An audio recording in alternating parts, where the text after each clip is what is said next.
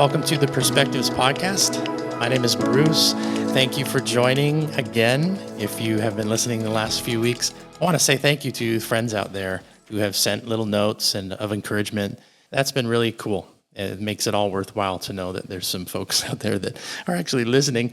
And I promised my kids I'd never say like and subscribe, so I'm not going to do it. But if you want to share, if you feel like there's a podcast that would really encourage someone in particular, please help share it just for that purpose, to be an encouragement. And I wanted to say one thing. The guest that I'm about to interview today, his name's Radosh.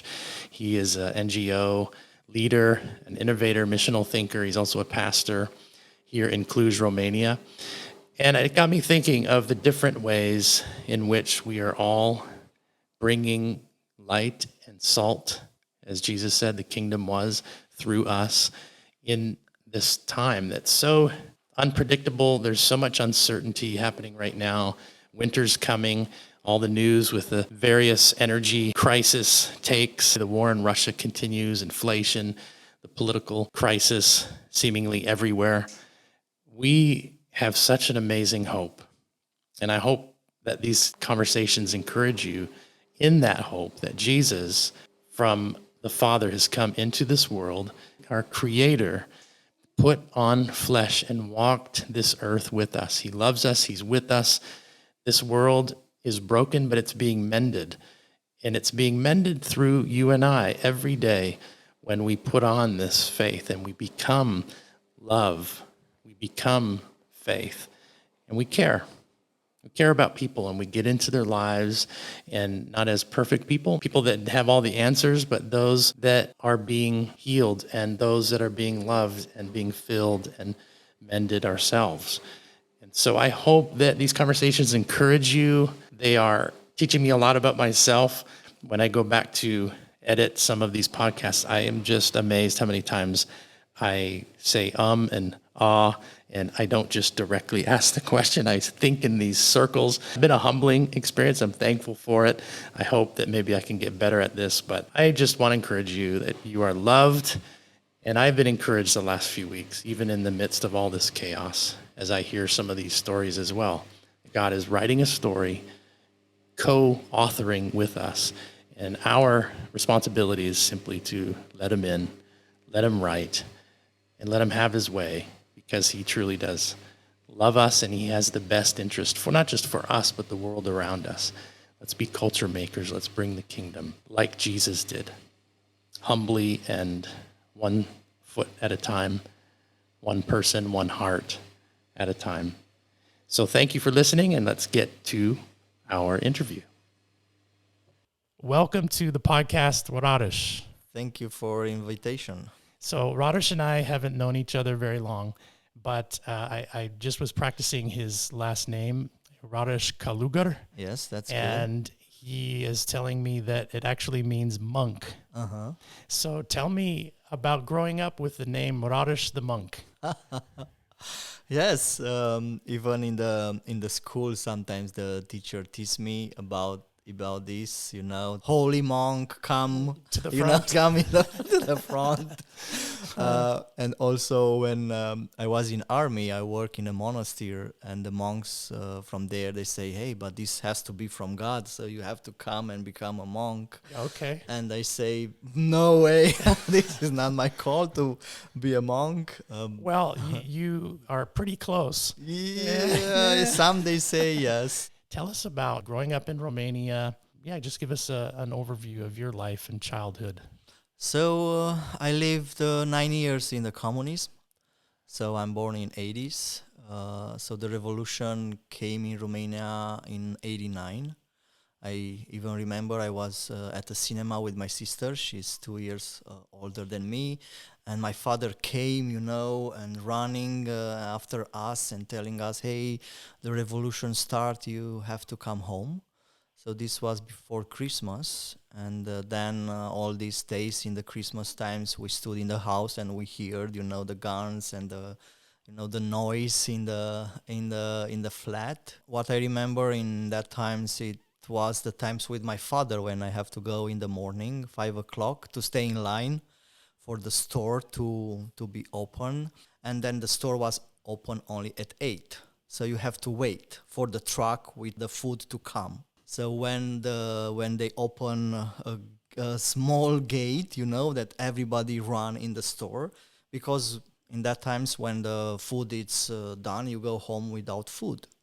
So parents needs to take their children to prove that you are many in the families, because they give you by ration. I mean, if you are a family with 2 children, they give you as much as is in the family. Where in Romania were you? So I was in Cluj-Napoca, where we are now. I was born in this city. So my parents, they have a normal job in the factory. In that times, everybody worked in a factory. Not like today, you don't find people to work in a factory anymore. In Romania, maybe all the youth want to be in the offices. They had a normal job. I didn't say that we struggle so much with money, but the problem is, even if you had money, you didn't have for what to spend, because the stores was empty almost all the time. There was a bread store and it was a meat store. So you have to stay in line, one day for bread and one day for meat. So you're 8 years old. You still have vivid memories of this period. Yes.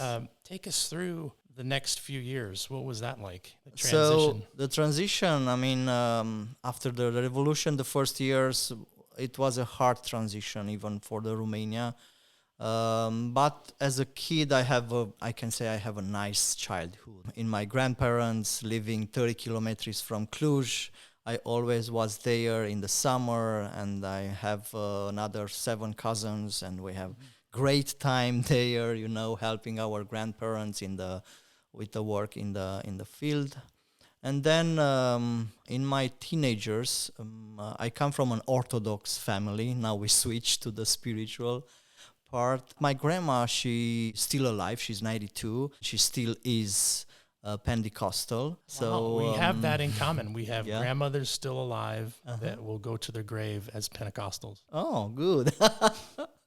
Grandmas, if you're listening, we love you. Yes, and we may share some things that maybe don't agree with. It's okay. I just visited my grandmother yesterday, and she's a lovely woman. She has nice stories from the war and everything. Are your parents still alive? Yes, my parents live with my grandma now in the village. They used to live in the city, but here in Romania, it's like when you are retired, you have a house that belongs to the family in the village from generation to generation. And many of the families, they don't sell at that house. That will stay in the family for generations. Right. I may move there when I'm retired. That's interesting. So would you consider it a traditional Orthodox family? I cannot say we were traditional. We didn't like so much to be engaged, in the Orthodox religion. We went more in our time. We went to the Pentecostal church, but with friends, we consider ourselves Orthodox, because maybe from Ukraine. When you say Ukraine, you say Orthodox. When you say Romanian, you say Orthodox. And we didn't want to stay away of our friends. When I was 12, it was a time when the first non-denominational church started in town. So first my sister joined that church in worship, in praise and worship, singing, and then we went to that church, and I remember when I was 12, 13, going for Sunday school. I love to be in the Sunday school, and I have great 2 ladies, teachers, sisters that take care of us, and we were a group of boys from my neighborhood that we always went to church because we love, this Sunday school. And then I was also having my bad times when I have not been in church and being away of church. But it was like a teenager, back and forth. So during these teenage years, what was life like in Romania? Oh, it was a good life already, but it was hard. People didn't have so much money, 7, 8, 9, 10 years after the revolution, people were still struggling. I mean, even now after 30 years, people are struggling, but there are more opportunities. In that time, was few opportunities, and the corruption was big, big. Yeah, I think that for Romania, maybe for other countries also, it's that in the politic went also some people that were been before in the politic, in the communists. And even now, there are, I think that even now we have in Romania people in the as a politician that they have been communists. And then so the transition time, we are still, I can say, in the transition time, and I always compare with the 40 years, being in the wilderness. And I think that the generation needs 40 years for a change in mentality and everything. So now, slowly, things I can see that maybe come in the politic more young people with new vision. But I think that if I look to Slovakia, Hungary, and Poland, they are in front of us. Also because they also, in this country, revolution was earlier than in Romania, so they had time with everything. But many say that now Hungary, they go back, or so, and they said that in Romania it's maybe much more freedom. It's not so much control till now. Those people in power really know how to stay in power. They know. Once they get it. Or if they don't stay, they will bring their nephews and children, Right. and there will be a continuity, I said, maybe in the same way with corruption and everything. Yeah, I think our listeners can identify with the generational mentality and those in power. Well, we'll get back to some of the Soviet influence, and Romania's response during the war has been incredible, and I know that's where you've been focused the last 6 months heavily. I want our listeners to hear about this. It's already 6 months? It's been 6 months today. Yes. Wow. It's the anniversary. I didn't know. The podcast will release next week, but it's been 6 months, and unbelievable how time is. It's like coming up from the ocean under the water and looking around, catching your breath, and the reality's changed. Yes. It's been such a wild time. But before we get to some of the present world where Radosh is living and working and serving, I want to go back to your journey of faith. So you raised Orthodox, or culturally Orthodox, and yet now you're being influenced by a message, a reality of Jesus coming to earth and a personal relationship. Yes. So tell us about your personal relationship with God as you look back at Radosh, the teenager. Yeah. What was God doing? Was there any specific moments that he spoke to you or introduced himself to you? I saw the providence of God in my life in those times when I was a teenager. I remember a specific day and time. It was the beginning of January. My birthday was coming I will turn 19. And I felt that I play games with God, and really, I have been with my friends for the new year. I was drunk, and I told them, drunk being, that I will give up, all my life, and I will focus on God and I will live for God, And my friends, they laugh on me, and they say, okay. They knew that I go to church time to time, but they knew how I am. I was, very out loud. I was always joking, always liking to party, and I was in front always, And I decided to baptize on my birthday. And when I told my parents, they was shocked.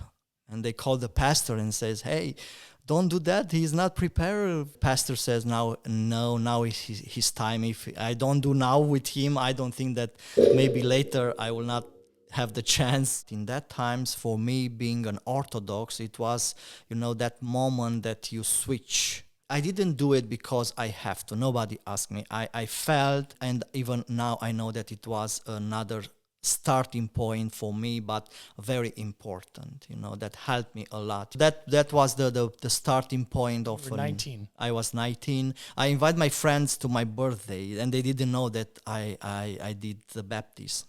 And when they came, and because I do it in my flat, my parents' flat, and they came and they say, "Hey, Raresh," they saw the lots of people there, and they say, "Hey, we have a surprise for you. A new club opened, and then we will go tonight. Let's go party. It's your birthday."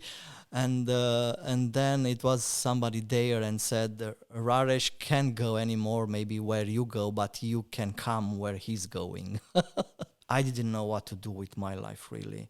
And even now I said that I was saved by God. In that moment when God showed in my life, then I start to dream big. And then I know that everything that even now I am or I do, it's because of his call in my life. I felt that I have to go to army. I mean, they didn't call me, but I said that I feel that I have to do that.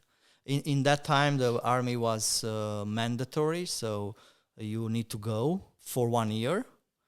So I joined the army for 1 year, but my goal was to preach the gospel. So I joined the army only with this goal in mind, that I will be there for 1 year only to preach the gospel. And it happened. I have great stories, and I experienced God in miracles ways, and sharing to a crowd, it was really, God was used, my time there, because I put this time aside, for him to go there and share the gospel.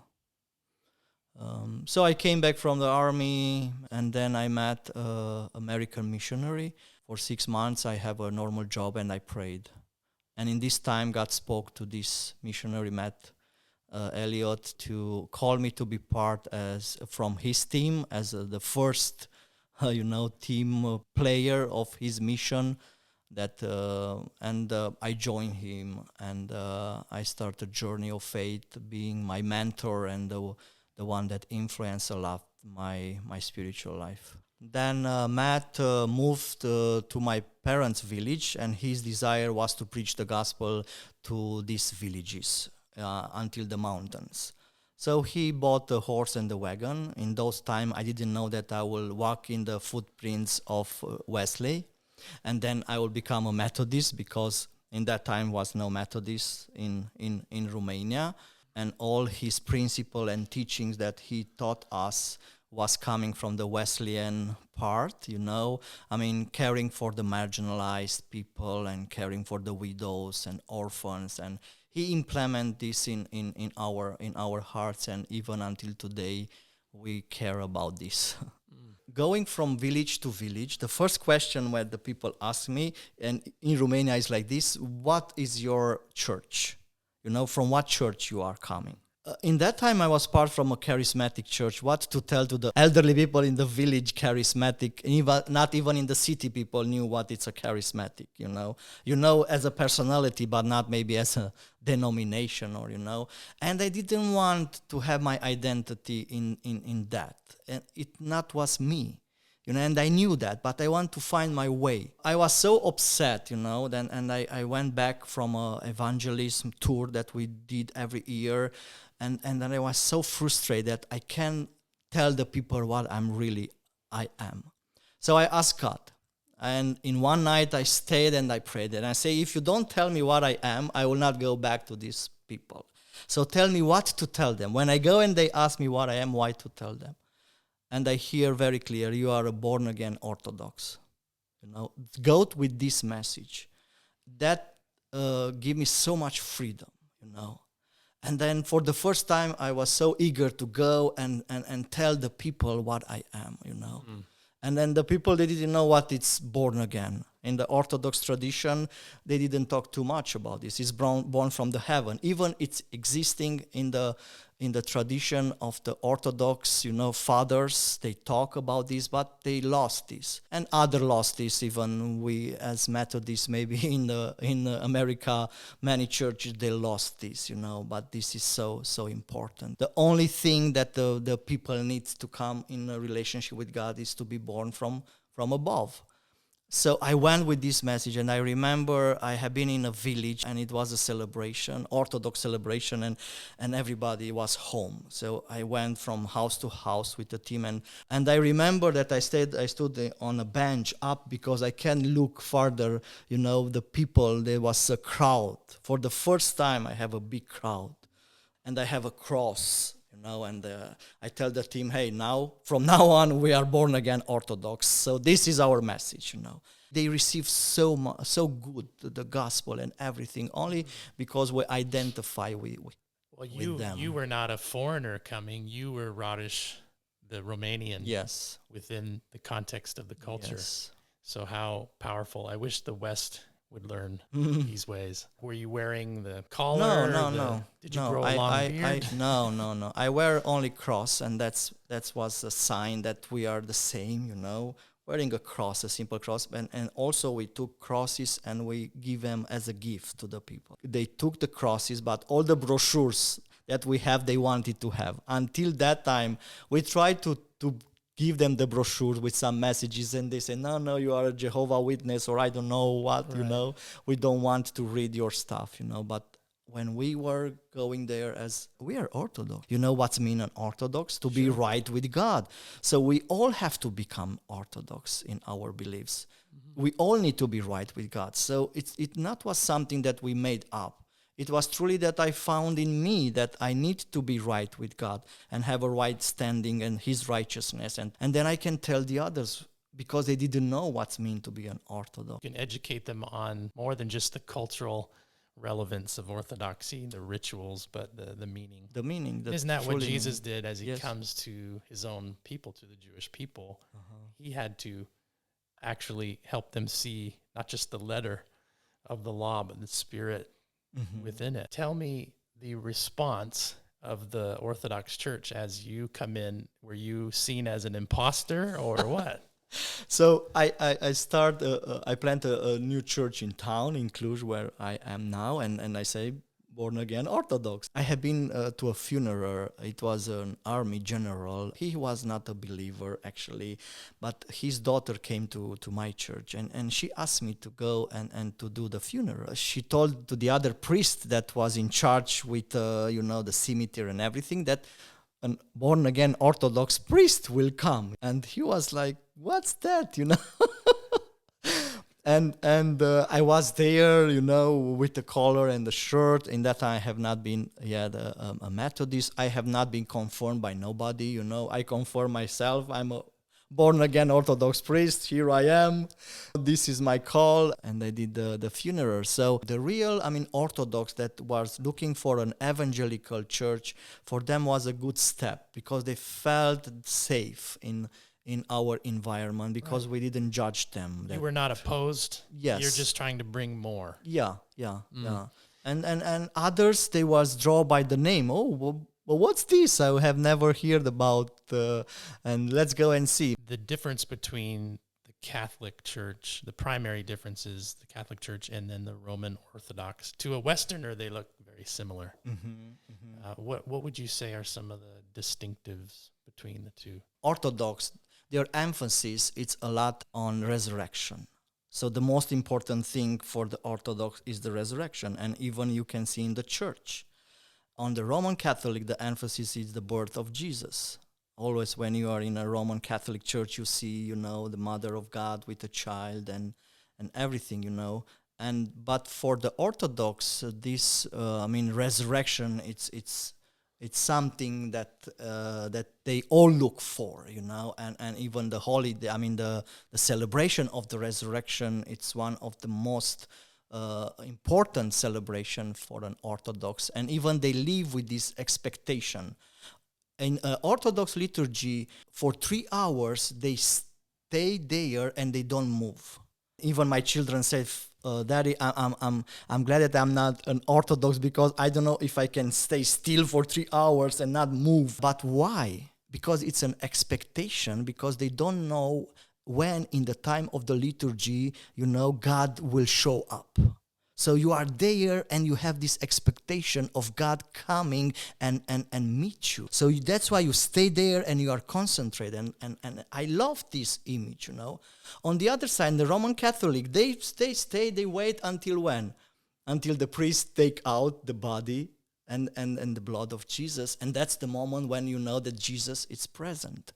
And then everybody is there with their mind and soul thinking that they will meet God, So in the Orthodox, the expectation, it's always, for the Orthodox, it's a mystical, and it's a lot what it's happened behind the veil. And you don't know when God it's working, and that's why you have to be present there at the liturgy, because there God will show up. I don't know how it's for us as evangelical, right. And even now I put this question because we don't have this expectation maybe coming to church. It's more emotional than, being there, present with your mind, your soul, your spirit, and thinking that God will meet you there. I think in a future podcast we can come and talk more about Orthodox practice theology, because it's been fascinating for me over the last few years.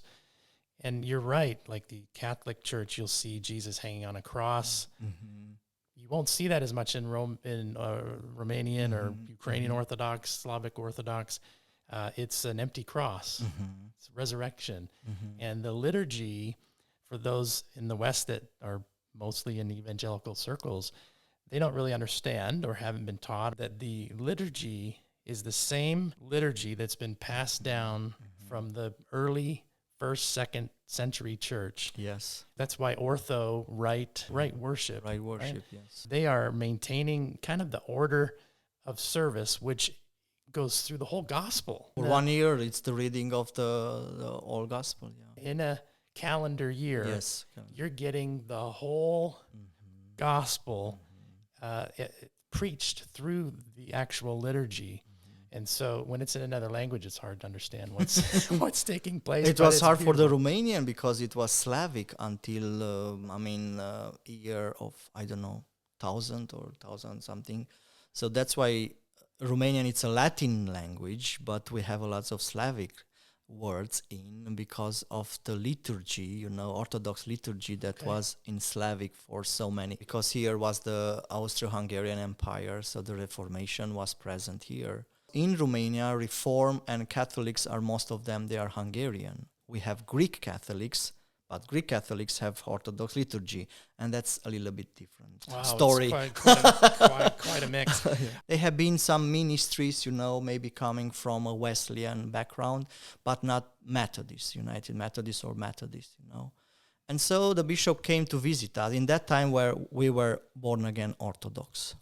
So he stood with us, and he watching us what we do and how we are, and he said, "But you are Methodist, but you don't know." And it was real like this. I have not knew that it can be a denomination that let me to manifest myself without put me in a box. And when the bishop came, he said, "I'm not here to take something from you. I'm here to add, if I can add." So for me, this was a relief. I said, "Hey, but you cannot take this from me." You say, "I'm a wild guy. I mean, I don't do things like the church, do things. Sometimes I'm out of this, But he said, "Hey, that's not a problem." And then he says that if I want to go to a seminary in Estonia, because we have seminaries only in Estonia and in Germany. In that time, in 2011, they opened a program, an English program for a distant study. So I was there studying with Russian, Estonian, Finland, and other. But what was for me so beautiful and nice, that I have teachers from different backgrounds. So I experienced different kind, even Orthodoxy, Greek Catholics, so this opened my mind in a way that I want this kind of experience, in a seminary or in a place that will not put me in a doctrine and to stay there. Here's the system. Here's your beliefs. Here's your church It's a structure. service. You will do everything like We call it church in a box. Here's your franchise model. Yes. And so that's really beautiful. So God had allowed you to hold these different ideas and actually interact with them, but you had the freedom to come back to Romania and continue to do what was in your heart. We're in a building right now, and so I'm going to ask you to fast forward because we're nicely into the podcast. We're in a building right now that's actually was a hotel, and now it's full of all kinds of... And it is a hotel. It still is a hotel where we are right now doing the podcast, but there's many NGOs and different collaborative organizations that are working together, serving in many beautiful ways. Take us up to today, if you could, over the last few years. I had a vision to create a community center. So I didn't want to have a building or a church building. I said that I don't want to have a building that I open for our programs. Sunday, Wednesday, Tuesday, and the people will stay away of us because Methodist is nothing. It means nothing in Romania. The people, they don't know. Because we don't care so much about the name. Yes, we care the heritage, the Wesleyan heritage, and from the early church, from the early Wesleyan type of doing things, we want to go back there. And it's very interesting, and even other Methodists recognize that we went back. We were the first United Methodists in Romania. I brought the Methodists in Romania, and we went back to the roots because there is our heart, to stay with marginalized, to preach to the widows, to the orphans. We have orphanages. We work in this direction. I remember it was a Sunday morning. We were in a garage with the church that I planted. And at the end of the program, we gathered few people, and we started to pray. And I start to pray for everything that is now in this building. Hotel, more NGOs, that we will run different projects, to have a conference room, to have rooms for people that they need, like they come for cancer treatment in town, to have a counseling office, to have a youth cafe like here. And I name each of these. Did you pray for a podcast? No, until we have them. I didn't know what's the podcast in that times. And we were moving towards this vision. We were praying for more than 6-7 years for such a things to happen. In 2016, I rent in this hotel one conference room for our meetings. And then I rented another part until the landlord came to me and says, "Why don't you take the entire hotel?" This was before pandemic. It was very expensive. I said, yes, I would love to have, because I think that here my vision or our vision as a church can, come to life. And then pandemic came, and all the hotels and everything went down. Last year in May, we started talk again about renting the hotel, and it was a step in faith. We didn't have the money. We didn't, I know only that this is the place, and I know the people that I need to call to be part of this. I go to these people and I say, if you come with me in this, I dare to go. If not, myself, I will not do this. So the people, they were, yes, we are with you, and I think that this is what it's in our heart, so let's go and do this. Short than 6 months, everything come together.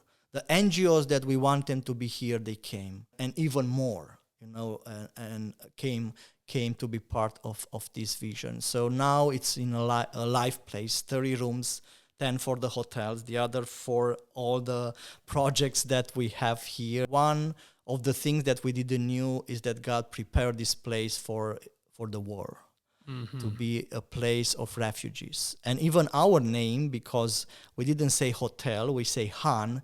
Han in Romanian is the old name for the hotel. And you see we have only a front gate and then a big yard. And in the old times, all the horses were in the yard, because it was a safe place for the night. Yeah, when you come here, it feels like you really are stepping back into the Middle Ages.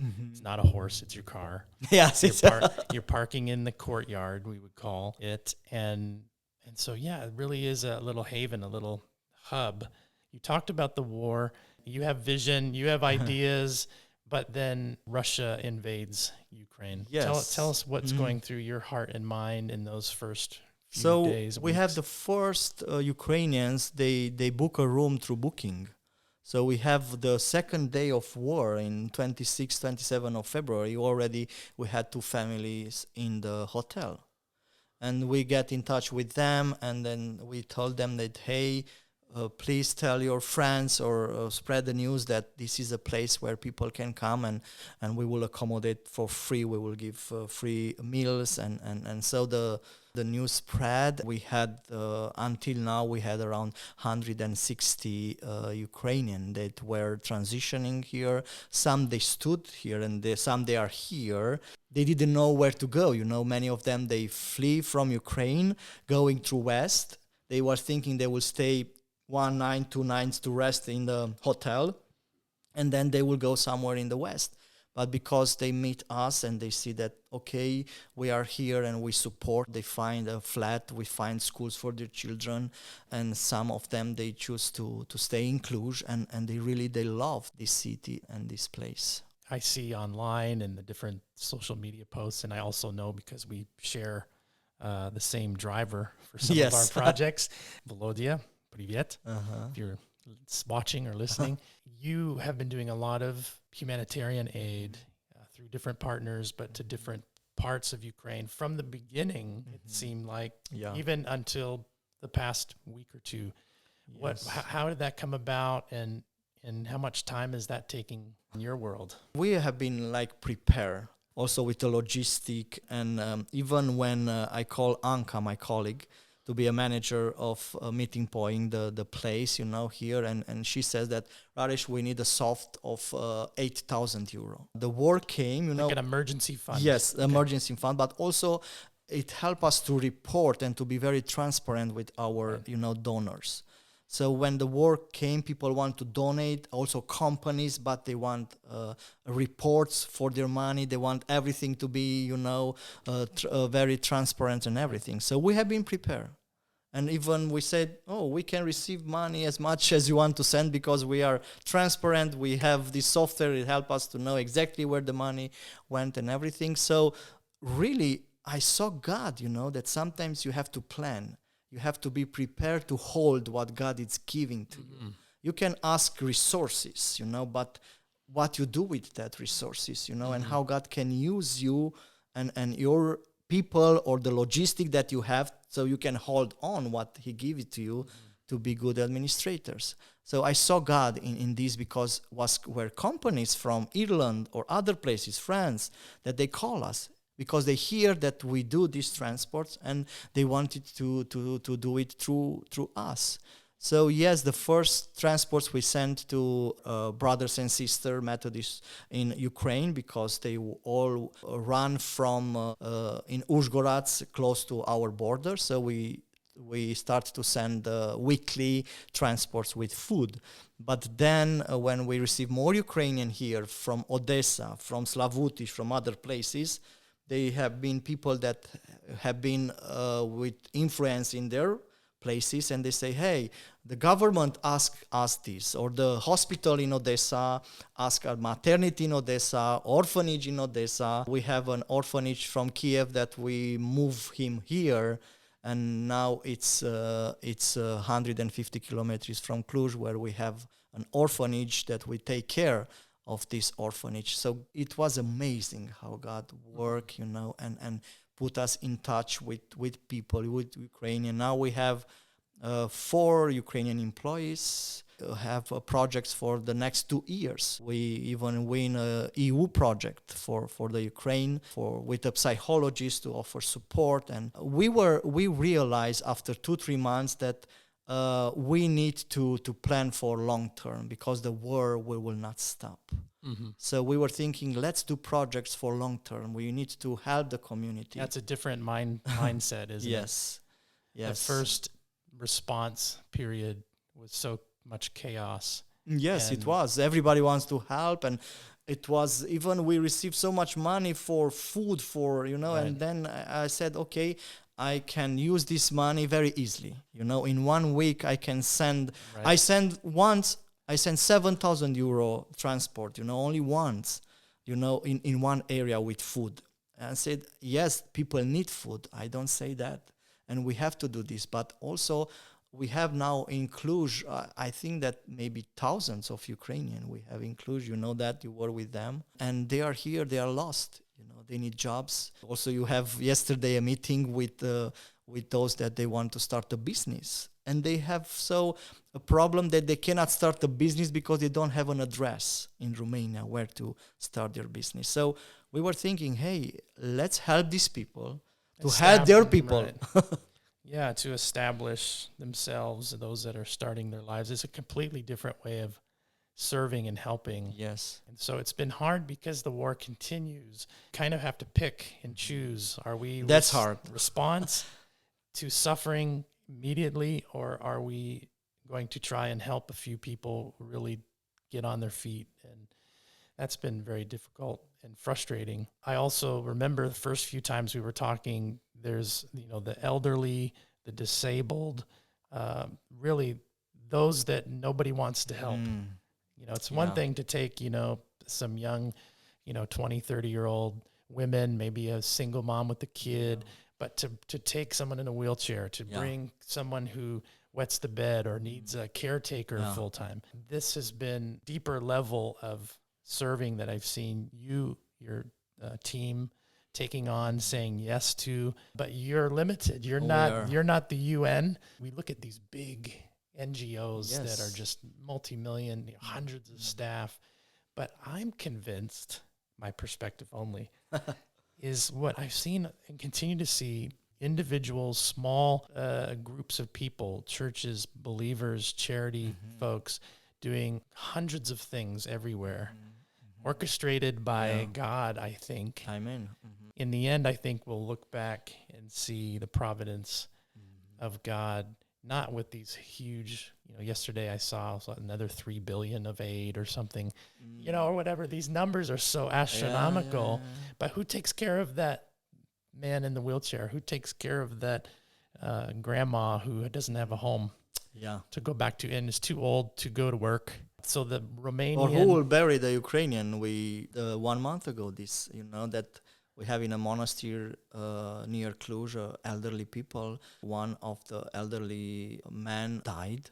His wife was there, so you have to take care of everything, of his funeral. So the cost with the funeral was 1,500 euro, because we have to bury him in Romania. We cannot send him back to Ukraine. It's very, very expensive to do this. So this is things that... all the things you don't think about. You don't think about, but you need to care about this also. Somebody's time. And I just say that for our Western friends, that thank you so much for... Yes. The first few months was so much financial relief.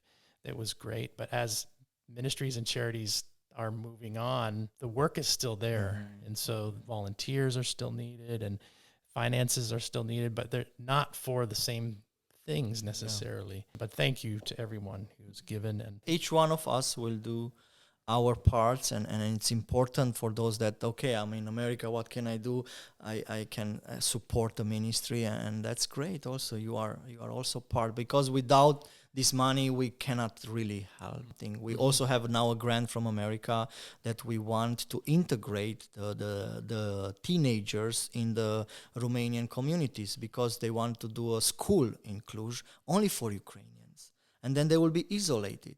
So we will give for 40 youth for 6 months. We will pay a sports activity, a music, or something that they did and they love in Ukraine and they want to continue here. So we will put them in touch with those music, sports, soccer places where they can continue to do what they love to do, but also to integrate them in the Romanian society, because some of them, they don't have where to go back. Their houses are not anymore in place, and these are our vision and plans. It's what we will do for the people here, but not only for now, but for the future, to help them to feel safe. We did 2 camps for Ukrainians, and your daughter was also Ukrainian, American, Romanian, so they can feel that they are part of a community. do you have vision outside of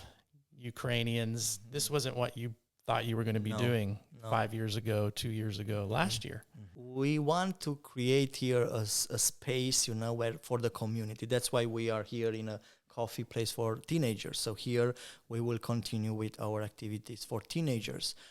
So the activities that we did until the war, we continue with the rooms for people coming for treatment in Cluj and all the other. We have a project with the orphans that they go out of the orphanage. We have a 2 years program here for the girls, 6 girls.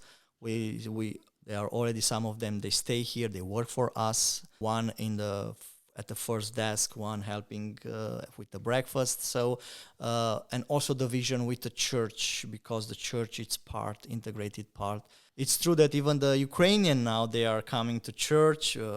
I talk about Ukrainian that have not been used with this kind of church. They were Orthodox and believers that maybe it's the first time when they come in touch with with born again Orthodox. Born again Orthodox, but work for them, and they are happy. They come every Sunday, but now we need to switch because they need translation, and the vision continue, and our hearts for the community and what we want to create in this place will go on. But now the Ukrainian, it's part of our community. They have their own programs. They have their own meetings where we try also to be part, or the Romanians, or we have a Wednesday night dinner for the Ukrainian where we try to bring also Romanians and to have this community type of things. Well, we share that heart and I for creating space and letting people come into a welcoming, loving atmosphere.